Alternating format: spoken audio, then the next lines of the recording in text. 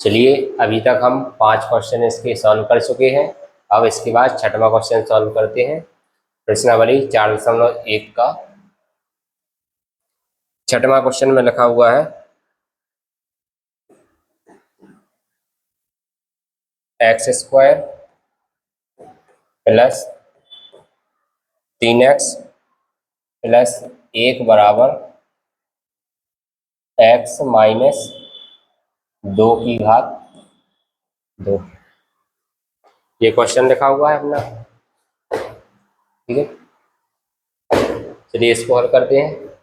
पहले इसका whole square खोलेंगे, x की घात 3 प्लस 3x प्लस 1 बराबर इसका a माइनस बी के होल स्क्वायर से इसका स्क्वायर खोलेंगे, यहाँ जाएगा x² माइनस 2 2 गुणा 2 x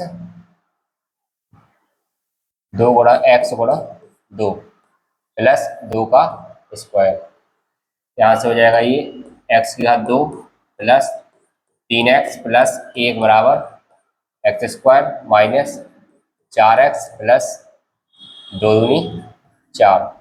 सबको इस साइड ले आएंगे तो आ जाएगा x² plus 3x plus 1 minus x² minus minus का है तो इस साइड आके हो जाएगा प्लस का 4x और माइनस का 4 बराबर 0। x² से x² ये घट जाएगा क्योंकि ये प्लस का है, ये माइनस का है। प्लस का 3x और प्लस का 4x जुड़ जाएंगे, ये हो जाएंगे 7x माइनस का 4 और माइनस प्लस का 1 तो ये बचेगा माइनस का 3 बराबर 0। यहाँ लिखेंगे चूंकि दिया गया समीकरण ax² plus bx plus c बराबर 0 के रूप का नहीं है, अतः यह द्विघात समीकरण नहीं है।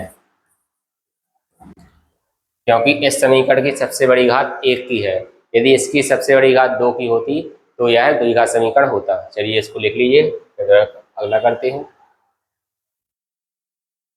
चलिए आपने लिख लिया होगा इसको। इसके बाद 7वां इसका करते हैं। 7वें में लिखा हुआ है x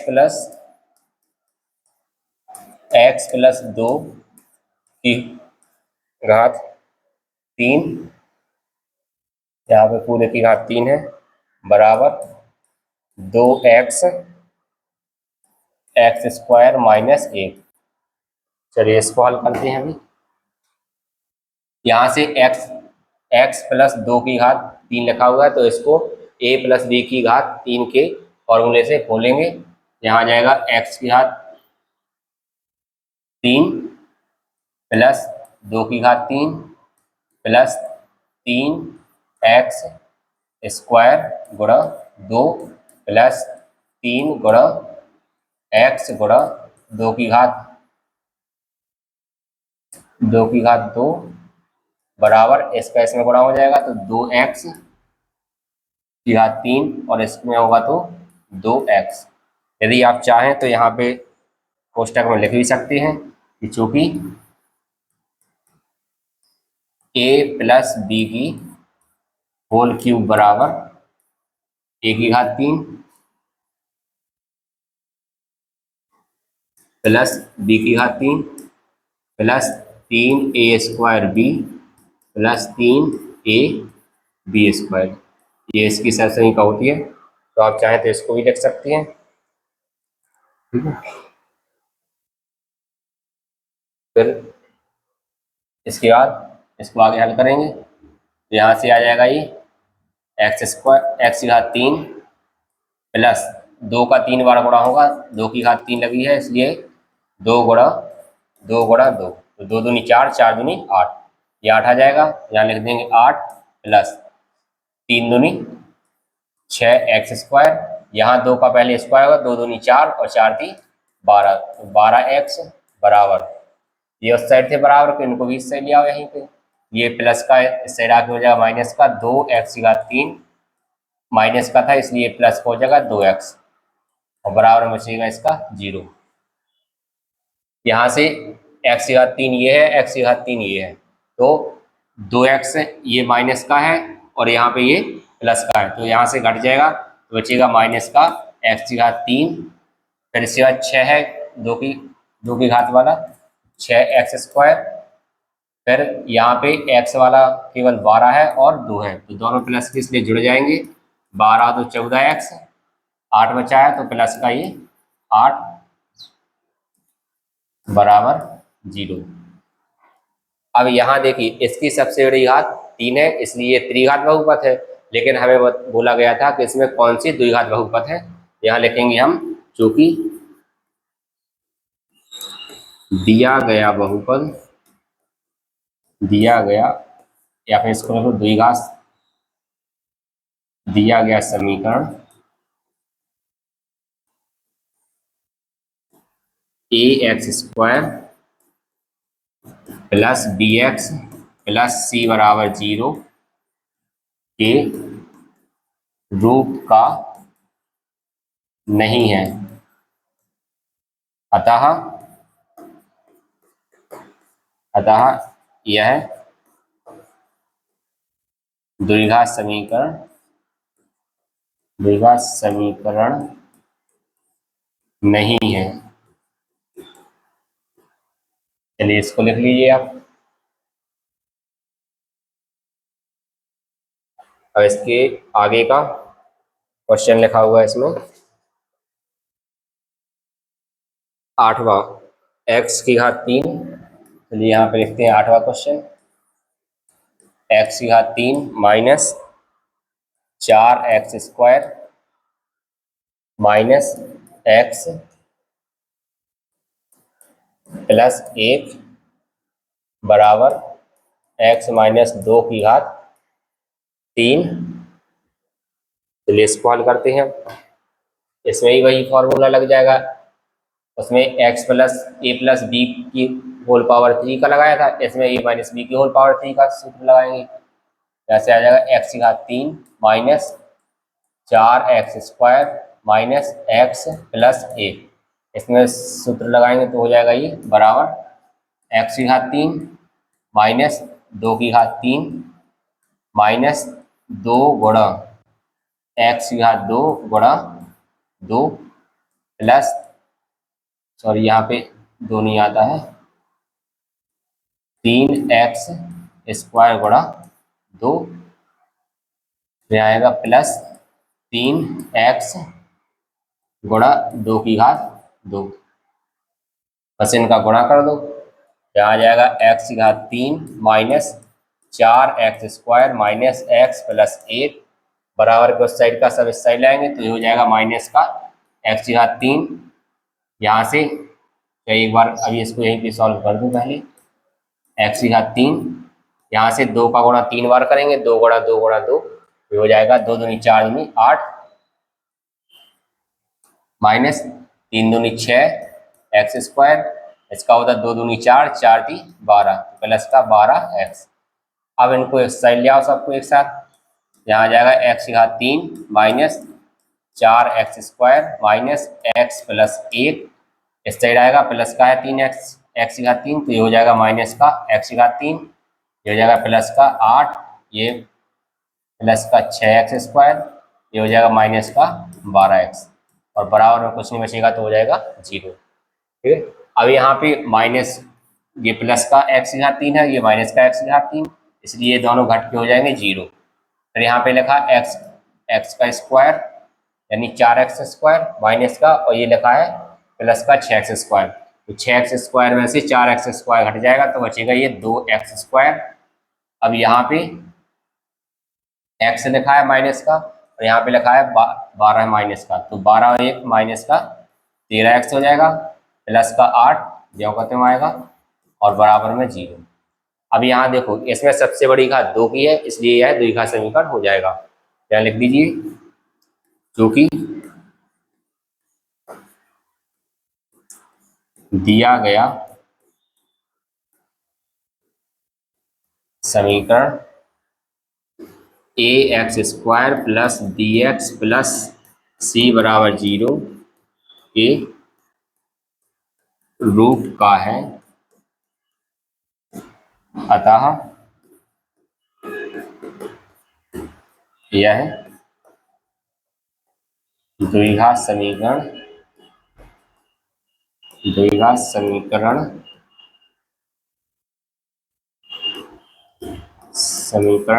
है। चलिए लिख लीजिए, आपके पहले के सारे क्वेश्चन हो गए हैं, अब दूसरे का करेंगे इसके बाद।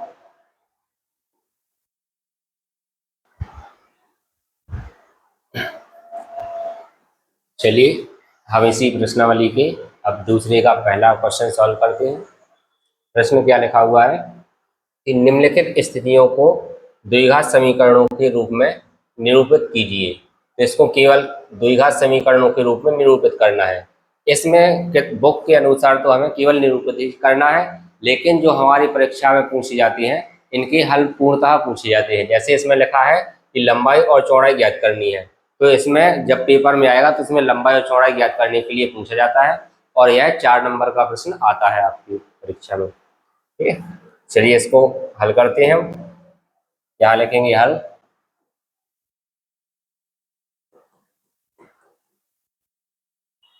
क्या पूछा गया है कि लंबाई और चौड़ाई ज्ञात कीजिए, और फिर यहाँ क्या लिखा है, एक आयताकार भूखंड का क्षेत्रफल, क्षेत्रफल कितना है 528 मीटर स्क्वायर। इस क्षेत्र की लंबाई मीटरों में, चौड़ाई के दुगने से एक अधिक है। किसके दुगने से? चौड़ाई के दुगने से। इसलिए हम क्या मानेंगे कि माना की चौड़ाई x मीटर है। क्या लिखेंगे?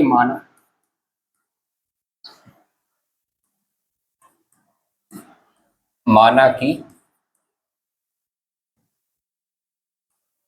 चौड़ाई x मीटर है तथा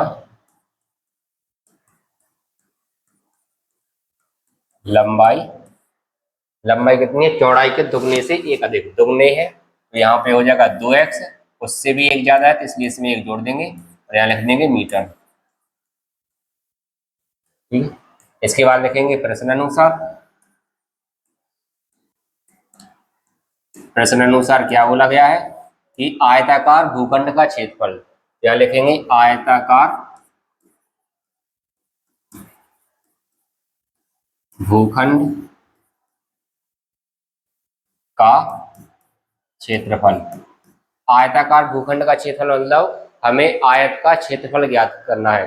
तो हमें आयत का क्षेत्रफल ज्ञात करने के लिए क्या सूत्र पता है कि लंबाई गुणा चौड़ाई बराबर, इसमें लंबाई गुणा चौड़ाई इसका क्षेत्रफल होता है इसलिए, लेकिन इसमें क्षेत्रफल पहले से दिया गया है तो बराबर लिख देंगे 528 मीटर स्क्वायर।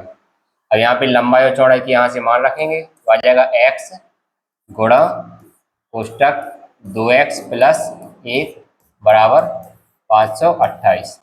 इसको सॉल्व करेंगे, द्विघात समीकरण बनाएंगे। x का 2x में गुणा होगा तो x 2x square plus x, ये बराबर का उस साइड 528 था, इस साइड आएगा तो हो जाएगा माइनस का 528 बराबर 0।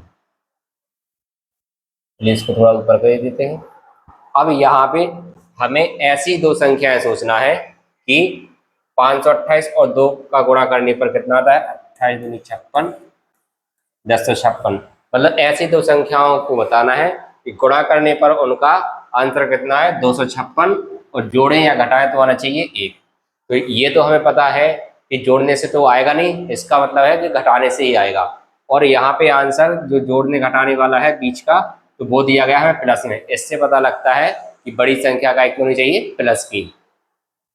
तो सबसे पहले ये पता लगाने के लिए हम इसके गुणनखंड करेंगे। अभाज्य गुणनखंड करने के बाद फिर उसके जोड़ा अलग अलग बना के देखेंगे। जैसे 2 पंचे 10, 2 दूनी 4, 2 अट्ठे 16, काटते जाओ इसको।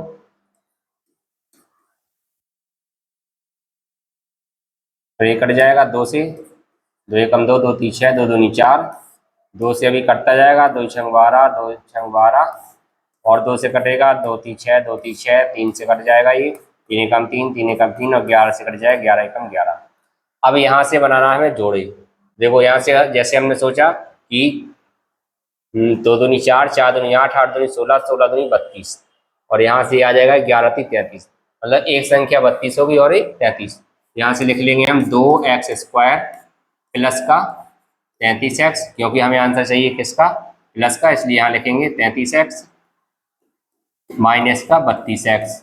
32 और 33 का गुणा करेंगे तो इन दोनों के गुणनफल के बराबर आएगा, और 33 में से ये 32 घटा देंगे तो प्लस का 1x बच जाएगा, आ जाएगा 528 बराबर 0। यहाँ पे जो हमने आवाज गुणनखंड करते देखे थी उसको अपन लोग मिटा सकते हैं, उसको लिखना जरूरी नहीं है, ये रफ कार्ड में करेंगे। चलिए यहाँ से इन दोनों में से क्या कॉमन मिल रहा है, अगर हमें कुछ भी नहीं मिल रहा है तो यहाँ से हम केवल x बस निकालेंगे, क्योंकि x तो दोनों में है। यहाँ बचेगा 2x, यहाँ बचेगा प्लस का 33। यहाँ से देखो माइनस है दोनों जगह, तो माइनस निकाल लेंगे कॉमन, और इसमें भी 16 मिल जाएगा, इसमें भी, तो दोनों में से 16 कॉमन निकाल लेंगे तो आ जाएगा 16×2 = 32। यहाँ बचेगा 2x, फिर 16 कैसे भाग देंगे, ये प्लस का हो जाएगा क्योंकि माइनस कॉमन ले लिया है, तो 16×2 = 32, 16×3 = 48, और फिर यहाँ पे 4 बचेगा तो आ जाएगा 16×3 = 48 बराबर 0। एक तो तरीका ये है कि जैसे अपन ने कॉमन निकाला तो उसका भाग दे के देख लीजिए, नहीं तो एक हमेशा चीज ध्यान रखना कि जो यहाँ पे बचेगा इस कोष्टक के अंदर वही यहाँ पे कोष्टक के अंदर बचना चाहिए, नहीं तो अपना सवाल कहीं ना कहीं गलत हो रहा है। ठीक है,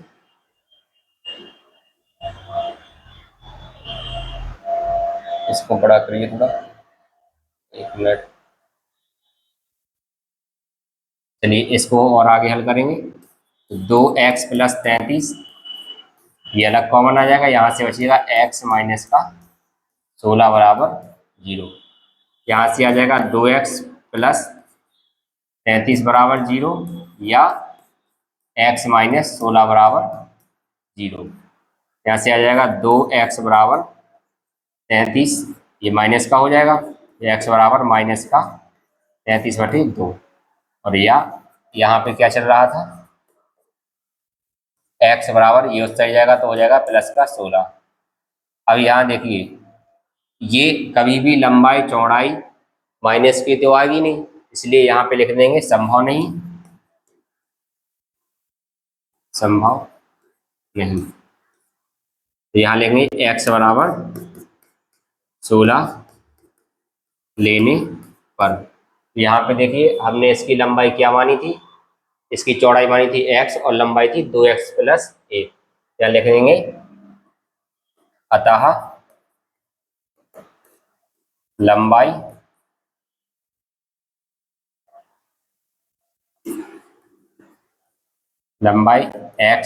x थी इसलिए x बराबर कितना हो जाए 16 मीटर। इसके बाद थी चौड़ाई, चौड़ाई कितनी थी 2x + 1 बराबर 2×16 + 1 बराबर 16×2 = 32 + 1 बराबर 33 मीटर। ये हो जाएगा इसका आंसर। चलिए आप लोग इसको लिख लीजिए, मैं थोड़ा छोटा सा कर दे रहा हूँ।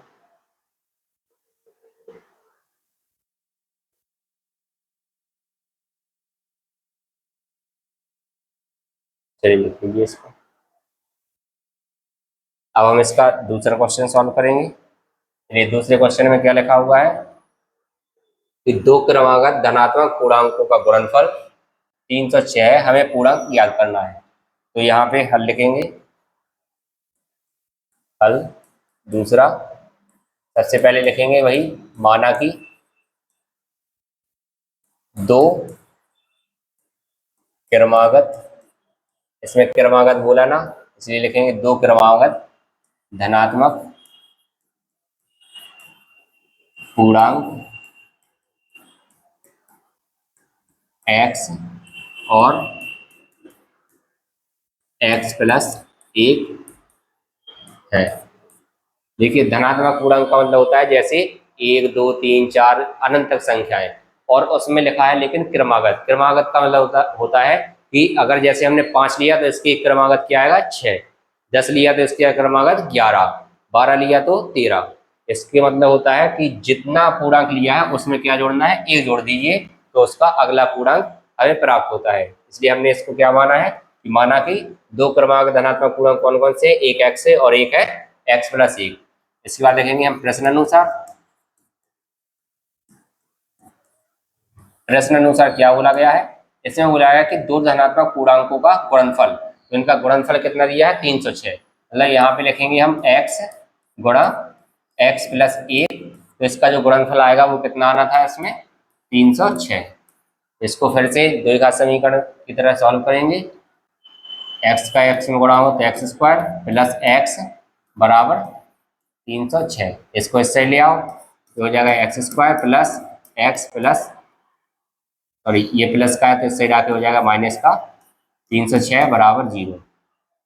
अब हमें ऐसी दो संख्याएं ज्ञात करनी है कि जिनका गुणनफल 306 है और उनको जोड़ने या घटाने पर आना चाहिए 1।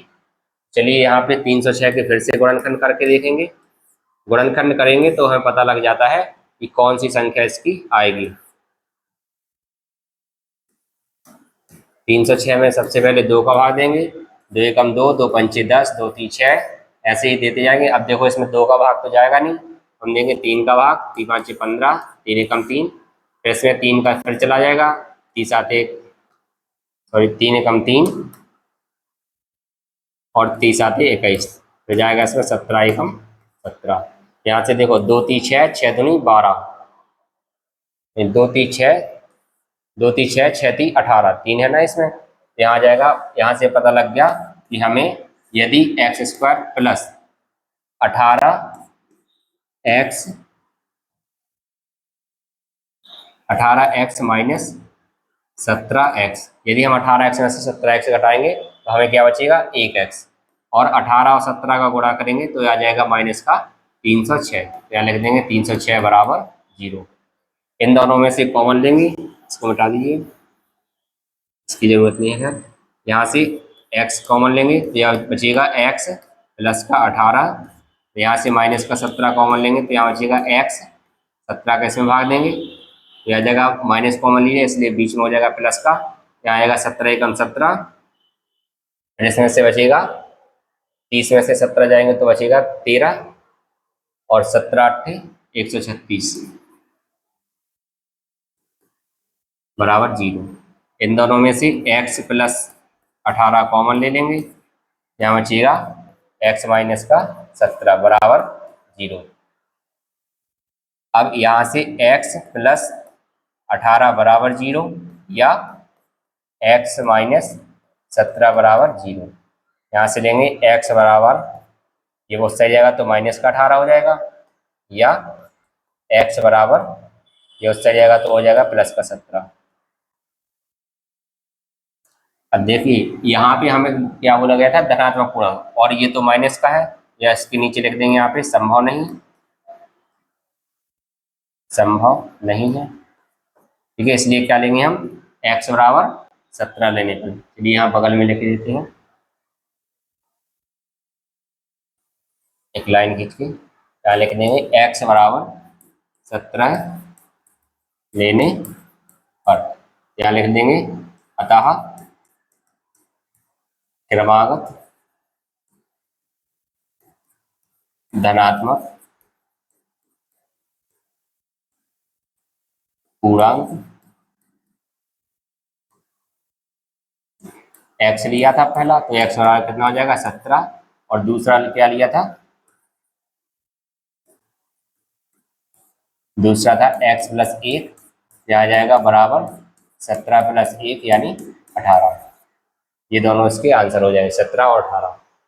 एक चीज ध्यान रखना कि यहाँ पे जो माइनस का 18 आया है x का मान, ये वाला ये 18 नहीं है, ये यहाँ से 17 रखने पर आया है x का मान, यहाँ पे 17 रखा तो 17 एक 18 आया, ठीक है। चलिए इसको लिख लीजिए अब।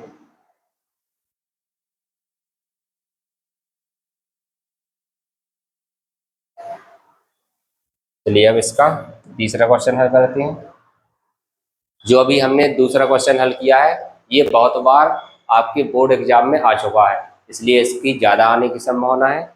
और यहाँ पे जो तीसरा क्वेश्चन लिखा है ये भी बोर्ड परीक्षा में बहुत बार पूछा जाता है।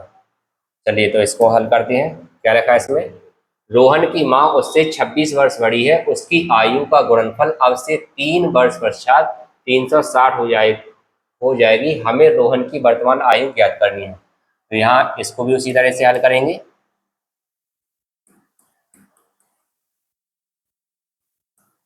माना कि रोहन की वर्तमान आयु x वर्ष है। कितनी है इसकी आयु, x वर्ष। तो उसकी माँ की आयु कितनी हो जाएगी, लिखेंगे उसकी माँ की आयु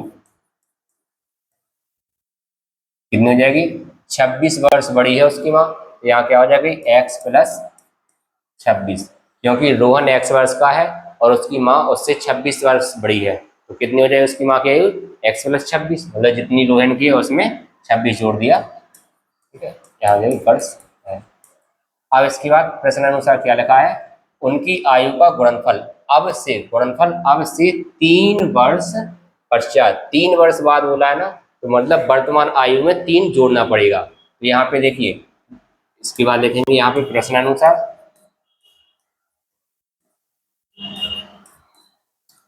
अनुसार क्या कहा गया है, उनकी आयु अब से 3 वर्ष पश्चात। तो अब पहले रोहन कितने का है, x का, 3 वर्ष पश्चात कितने का हो जाएगा, x प्लस 3 का, इन दोनों का गुणनफल, और इसकी माँ कितनी है, x प्लस 26 की है वर्तमान में, तो 3 वर्ष बाद कितने हो जाएंगे, x प्लस 26, और उसमें 3 और जोड़ देंगे, बराबर इन दोनों का गुणनफल कितना दिया गया है, 360।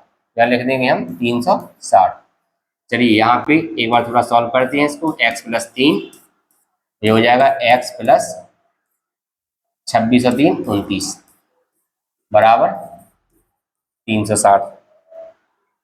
यहाँ से x का x में गुणा होगा तो ये हो जाएगा x स्क्वायर प्लस x का 29 में होगा तो 29x प्लस 3 का x में होगा तो 3x, 3 का 29 में होगा तो 29 3 87 बराबर 360। 360 को इससे ले आएंगे, यहाँ से देखिए एक्स स्क्वायर प्लस 29 और 3 कितने हो जाएंगे, 32x, यहाँ से आ जाएगा ये प्लस का 87 माइनस 360 बराबर 0। यहाँ से इसको हटा देंगे, एक्स स्क्वायर प्लस 32x, 10 में से 7 जाएगा तो बचेगा यहाँ पे 3 माइनस का, और यहाँ से 5 में से 8 गए तो जाएगा नहीं, तो 15 में से 8 जाएगा तो बचेगा 7, ऐसे बचेगा ये 273 बराबर 0। अब हमें ऐसी संख्या बताना है कि जिसको जोड़ने पर आ जाए 32 और गुणा करने पर आ जाए 273। चलिए तो ऐसी संख्या सोचिए कुछ। इसके लिए हम फिर से क्या करेंगे, 273 के गुणनखंड करके देखेंगे कितने से कटेगा, 3 से, 3 नम 27, 3 एकम 3, ये कट जाएगा 7 से, 7 एकम 7, 7 पे 21, और ये कट जाएगा 13 से, 13 एकम 13।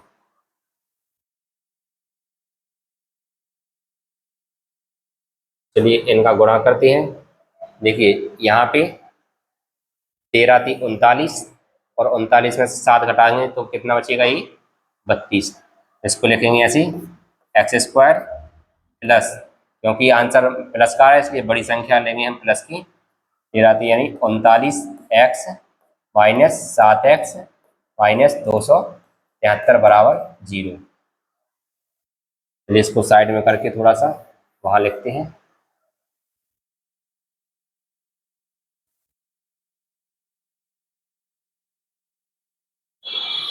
ठीक है, यहाँ आधे में इसे सॉल्व करते हैं, कहाँ तक पहुँच गए।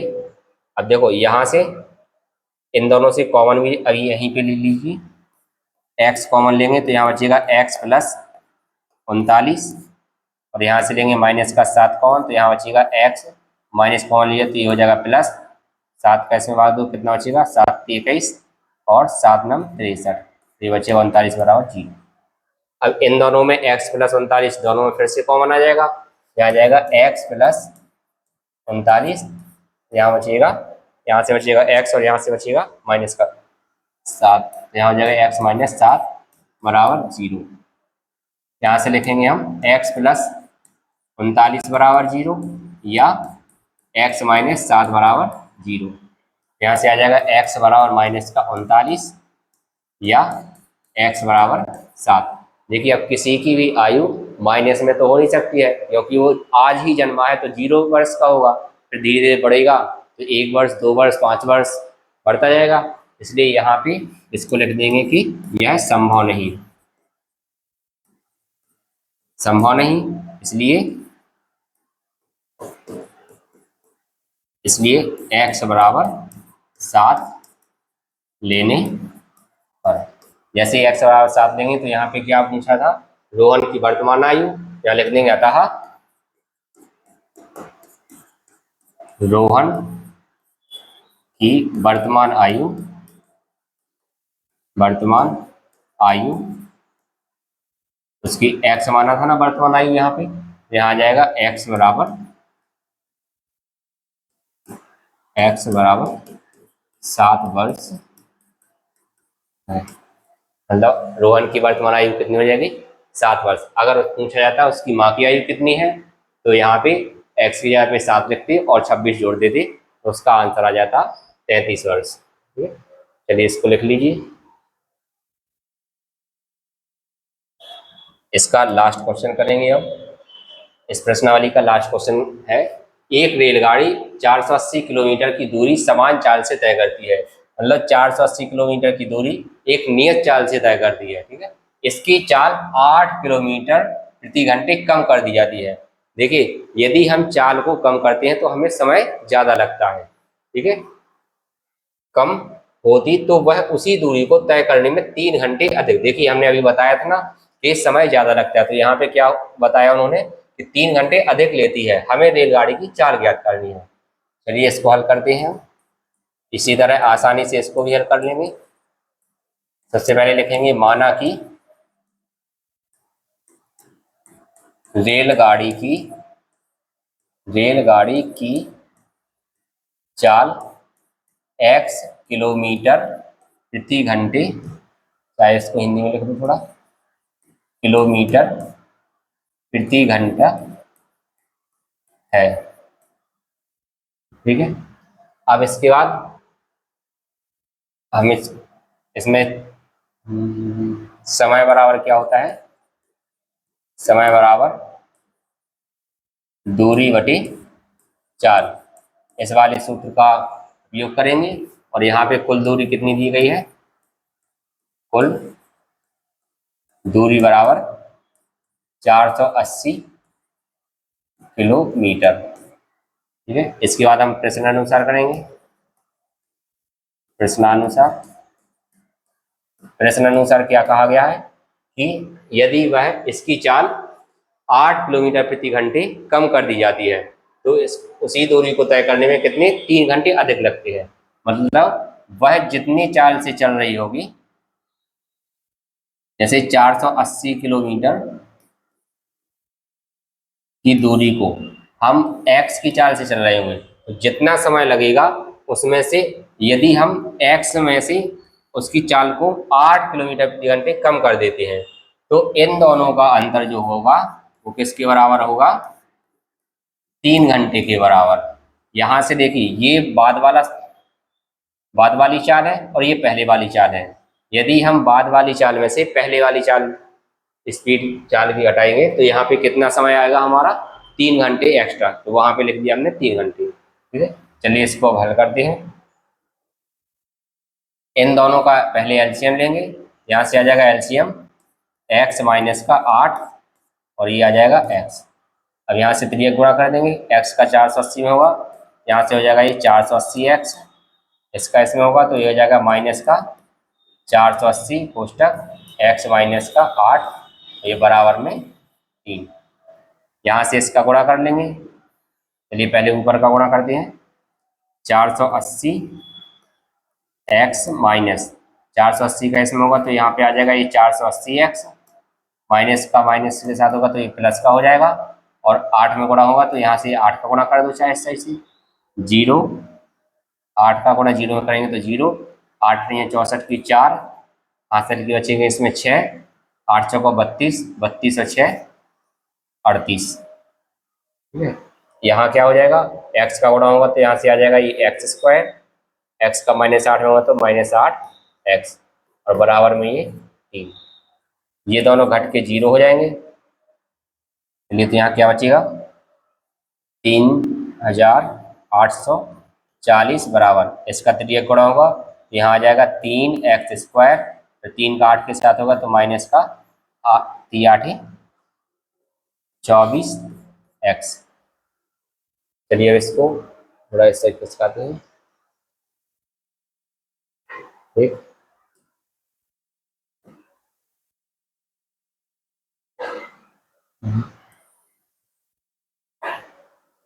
यहाँ से देखिए इसको ले जाएंगे हम उस साइड पलटाएंगे, ये कितना हो जाएगा, 3x² -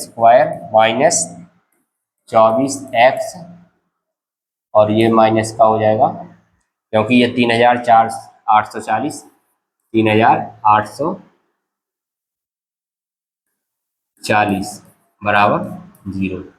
अब यहाँ पे हम देख रहा है कि पूरे समीकरण में 3 से भाग चला जाएगा, इसलिए सबसे पहले 3 से भाग दे देंगे इसमें। यहाँ लिखेंगे दोनों ओर 3 से भाग देने पर जैसे इसमें 3 से भाग देंगे तो ये बचेगा x² - 3×8 = 24x। यहाँ से आ जाएगा 3 एकम 3, 3 दूनी 6, और 3×8 = 24 बराबर 0। अब हमें ऐसी संख्या बताना है दो जिनका गुणा करने पे आ जाए 1280, और जोड़ या घटाए तो कितना आना चाहिए, 8। चलिए इसका पहले हम गुणनखंड कर लेते हैं। गुणनखंड करने से ही पता लगता है, या आपको याद होना चाहिए कि कितना आएगा। हम इसको 2 × 12, 2 × 8 काटते जाएंगे, ये तो बहुत कटेगा आगे। 2 से 160, फिर 2 से 80, 2 से 40, फिर 2 से कटता जाएगा ये, 2 से यहाँ पे 20, फिर 10 आ जाएगा, फिर 2 से काटेंगे तो 5, और फिर 5 से काटेंगे 1। अब हमें कितना चाहिए, 8 ना बचना चाहिए। ठीक है, यहाँ से हम गुणा करेंगे, 2 दूनी 4, 4 दूनी 8, 8 दूनी 16, 16 दूनी 32, और 32 दूनी 64। यदि हम 64 को अलग रखें और 5 दूनी 10, 10 दूनी 20, ये तो 8 आएगा नहीं अभी। फिर यहाँ पे 64 की जगह पे कर दें हम 32, तो 20 दूनी 40, ये हो जाएगा। एक 40 और एक 32 अंक लेना पड़ेगा। ठीक है, चलिए यहाँ से हमें पता लग गया कि एक 40 और एक 32 लेंगे तो इन दोनों का गुणा आ जाएगा 1280, और घटाने पे आएगा 8x। यहाँ लिखेंगे हम x² - 40x, क्योंकि बड़ी संख्या हमें माइनस की लेनी पड़ेगी, तभी इसका आंसर आएगा 8। और यहाँ पे प्लस का कितना आया था, 32x, माइनस का 1280 बराबर 0। ठीक है, यहाँ से इन दोनों में से कॉमन मिलेगा हमें x, यहाँ से x माइनस का 40, इन दोनों में से लेंगे हम 32 कॉमन, यहाँ से x माइनस का 40 बराबर 0। यहाँ से दोनों से कॉमन लेंगे, यहाँ से और यहाँ से x माइनस का 40 बचेगा ही, x प्लस 32 बराबर 0। यहाँ से हो जाएगा x माइनस 40 बराबर 0, या x प्लस 32 बराबर 0। x बराबर आ जाएगा ये 40, या x बराबर माइनस का 32। अब आप बताइए क्या चाल कभी माइनस में हो सकती है, नहीं हो सकती ना, इसलिए यहाँ लिख देंगे संभव नहीं। इसका हो जाएगा संभव नहीं, यहाँ लिख देंगे x बराबर 40 लेने पर। जैसे ही x बराबर 40 लेंगे, यहाँ लिख देंगे हम अतः रेलगाड़ी की चाल कितनी है, अतः रेलगाड़ी की चाल 40 किलोमीटर प्रति घंटे है। चलिए इसको हल कर देंगे।